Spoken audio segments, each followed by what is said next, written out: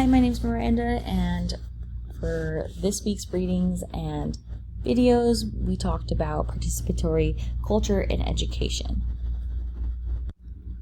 So I wanted to start with providing a background of it. The first question would be, what is this? And quoting from the reading, it's participatory culture shifts the focus of literacy from individual expression to community involvement.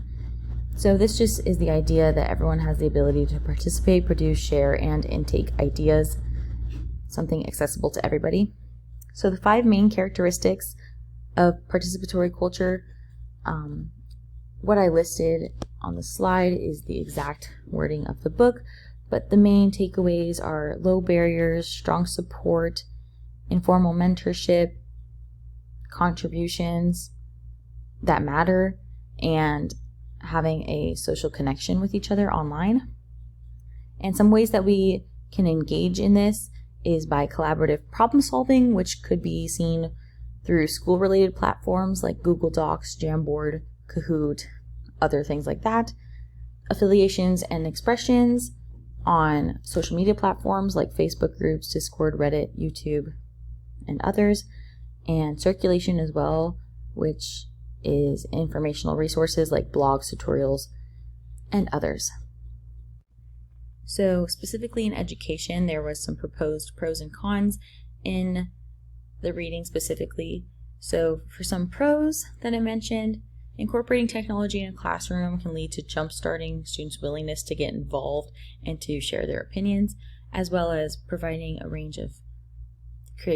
providing free range of creativity, and also allowing students to collaborate and have more group work. Some proposed cons was that it could take away time from traditional forms of education. It could be a health issue for the students with like straining eyes or not having enough physical social time with peers, and that students may take advantage of online opportunity to be distracted without like a teacher overlooking them, which can lead into what I was saying about what can be done by the classroom teacher. Teachers should set aside a lot of time for technology, and they should follow through with clear instructions and appropriate guiding to ensure staying on track. So overall, my reaction to what I've learned from the videos and readings this week, I put that lengthy quote there, but overall it's saying that being able to produce and consume makes students like myself take an active role in education and sharing expression, which is extremely valuable in today's society.